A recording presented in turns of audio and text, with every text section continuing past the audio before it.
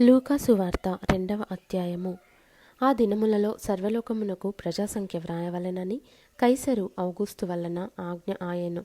ఇది కురేనియు సిరియా దేశమునకు అధిపతి అయి ఉన్నప్పుడు జరిగిన మొదటి ప్రజాసంఖ్య. అందరును ఆ సంఖ్యలో వ్రాయబడుటకు తమ తమ పట్టణములకు వెళ్ళిరి. యోసేపు దావీదు వంశములోను గోత్రములోను పుట్టినవాడు గనుక తనకు భార్యగా ప్రదానము చేయబడి గర్భవతి అయుండిన మరియతో కూడా ఆ సంఖ్యలో వ్రాయబడుటకు గలిలయలోని నజరేతు నుండి యూదయలోని బేత్లెహేమనబడిన దావీదు ఊరికి వెళ్ళెను. వారక్కడ ఉన్నప్పుడు ఆమె ప్రసవ దినములు నిండెను గనుక తన తొలిచూలు కుమారుని కని పొత్తిగుడ్డలతో చుట్టి సత్రంలో వారికి స్థలము లేనందున ఆయనను పశువుల తొట్టిలో పరుండబెట్టెను. ఆ దేశంలో కొందరు గొర్రెల కాపరులు పొలంలో ఉండి రాత్రివేళ తమ మందను కాచుకొనుచుండగా ప్రభువు దూత వారి యొద్దకు వచ్చి నిలిచెను. ప్రభువు మహిమ వారి చుట్టూ ప్రకాశించినందున వారు మిక్కిలి భయపడిరి. అయితే ఆ దూత, భయపడకుడి, ఇదిగో ప్రజలందరికీ కలుగబోవు మహా సంతోషకరమైన సువర్తమానము నేను మీకు తెలియజేయుచున్నాను. దావీదు పట్టణమందు నేడు రక్షకుడు మీ కొరకు పుట్టియున్నాడు. ఈయన ప్రభువైన క్రీస్తు. దానికిదే మీ కానవాలు. ఒక శిశువు పొత్తిగుడ్డలతో చుట్టబడి ఒక తొట్టిలో పండుకొని ఉండుట మీరు చూచెదరని వారితో చెప్పెను. వెంటనే పరలోక సైన్య సమూహము ఆ దూతతో కూడా నుండి సర్వోన్నతమైన స్థలములలో దేవునికి మహిమయు ఆయనకిష్టులైన మనుష్యులకు భూమి మీద సమాధానమును కలుగునుగాక అని దేవుని స్తోత్రము చేయుచుండెను. ఆ దూతలు తమ యొద్ద నుండి పరలోకమునకు వెళ్ళిన తరువాత ఆ గొర్రెల కాపరులు జరిగిన ఈ కార్యమును ప్రభువు మనకు తెలియజేయించి ఉన్నాడు. మనము బేత్లెహేము వరకు వెళ్ళి చూతము రండని ఒకరితోనొకడు చెప్పుకొని త్వరగా వెళ్ళి మరియను యోసేపును తొట్టిలో పండుకొని ఉన్న శిశువును చూచిరి. వారు చూచి ఈ శిశువును గూర్చి తమతో చెప్పబడిన మాటలు ప్రచురము చేసిరి. గొర్రెల కాపరులు తమతో చెప్పిన సంగతులను గూర్చి విన్న వారందరూ మిక్కిలి ఆశ్చర్యపడిరి. అయితే మరి ఆ మాటలన్నీ తన హృదయంలో తలపోసుకొనుచు భద్రము చేసుకొనెను. అంతటా ఆ గొర్రెల కాపరులు తమతో చెప్పబడినట్టుగా తాము విన్నవాటిని కన్నవాటినన్నిటిని గూర్చి దేవుని మహిమపరచుచు స్తోత్రము చేయుచు తిరిగి వెళ్ళిరి. ఆ శిశువునకు సున్నతి చేయవలసిన 8వ దినము వచ్చినప్పుడు గర్భమందాయన పడకమునుపు దేవదూత చేత పెట్టబడిన యేసు అను పేరు వారు ఆయనకు పెట్టిరి.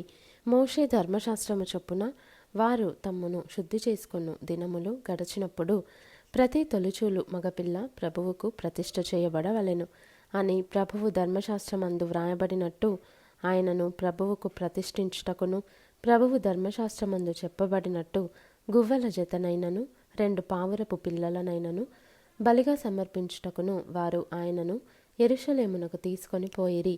యెరూషలేమునందు సుమయోనను ఒక మనుష్యుడుండెను. అతడు నీతిమంతుడును భక్తిపరుడునయుండి ఇశ్రాయేలు యొక్క ఆదరణ కొరకు కనిపెట్టువాడు. పరిశుద్ధాత్మ అతని మీద ఉండెను. అతడు ప్రభువు యొక్క క్రీస్తును చూడకమునుపు మరణము పొందడని అతనికి పరిశుద్ధాత్మ చేత బయలుపరచబడి ఉండెను. ఆత్మవశుడై అతడు దేవాలయములోనికి వచ్చెను.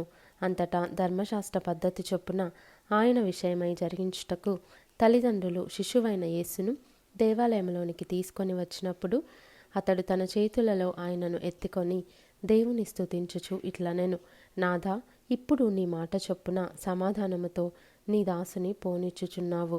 అన్యజనులకు నిన్ను బయలుపరచుటకు వెలుగుగాను నీ ప్రజలైన ఇశ్రాయేలుకు మహిమగాను నీవు సకల ప్రజల ఎదుట సిద్ధపరిచిన నీ రక్షణ నేను కన్నులారా చూచితిని. యోసేపును ఆయన తల్లియు ఆయనను గూర్చి చెప్పబడిన మాటలను విని ఆశ్చర్యపడిరి. సుమయోను వారిని దీవించి, ఇదిగో అనేక హృదయాలోచనలు బయలుపడునట్లు ఇశ్రాయేలులో అనేకులు పడుటకును తిరిగి లేచుటకును వివాదాస్పదమైన గుర్తుగా ఈయన నియమింపబడి ఉన్నాడు. మరియు నీ హృదయములోనికి ఒక ఖడ్గము దూసుకొని పోవునని ఆయన తల్లి అయిన మరియతో చెప్పెను.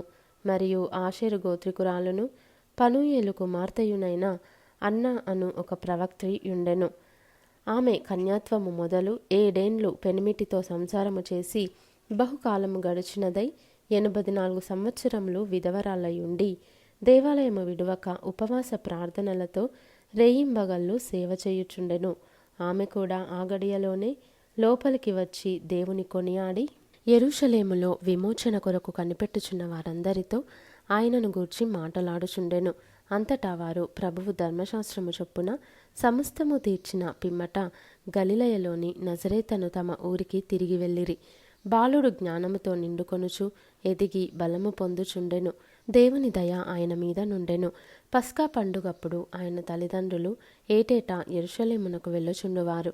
ఆయన 12 వాడై ఉన్నప్పుడు ఆ పండుగనాచరించుటకై వాడుక చొప్పున వారు యెరూషలేమునకు వెళ్ళిరి.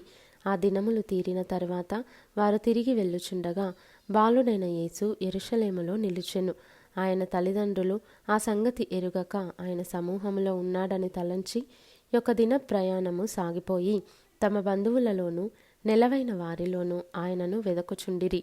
ఆయన కనబడనందున ఆయనను వెదకుచు యెరూషలేమునకు తిరిగి వచ్చిరి. 3 దినములైన తరువాత ఆయన దేవాలయములో బోధకుల మధ్య కూర్చుండి వారి మాటలను ఆలకించుచు వారిని ప్రశ్నలడుగుచు ఉండగా చూచిరి. ఆయన మాటలు వినిన వారందరూ ఆయన ప్రజ్ఞకును ప్రత్యుత్తరములకును విస్మయముందిరి. ఆయన తల్లిదండ్రులు ఆయనను చూచి మిక్కిలి ఆశ్చర్యపడిరి. ఆయన తల్లి, కుమారుడా, మమ్మను ఎందుకు ఇలాగు చేసితివి? ఇదిగో నీ తండ్రియు నేనును దుఃఖపడుచు నిన్ను వెదకుచుంటిమని ఆయనతో చెప్పగా, ఆయన, మీరేలా నన్ను వెదకుచుంటిరి? నేను నా తండ్రి పనుల మీద నుండవలెనని మీరెరుగరా అని వారితో చెప్పెను. అయితే ఆయన తమతో చెప్పిన మాట వారు గ్రహింపలేదు. అంతటా ఆయన వారితో కూడా బయలుదేరి నజరేతునకు వచ్చి వారికి లోబడి ఉండెను. ఆయన తల్లి ఈ సంగతులన్నిటినీ తన హృదయములో భద్రము చేసుకొనెను. యేసు జ్ఞానమందును వయస్సునందును దేవుని దయయందును మనుషుల దయయందును వర్ధిల్లుచుండెను.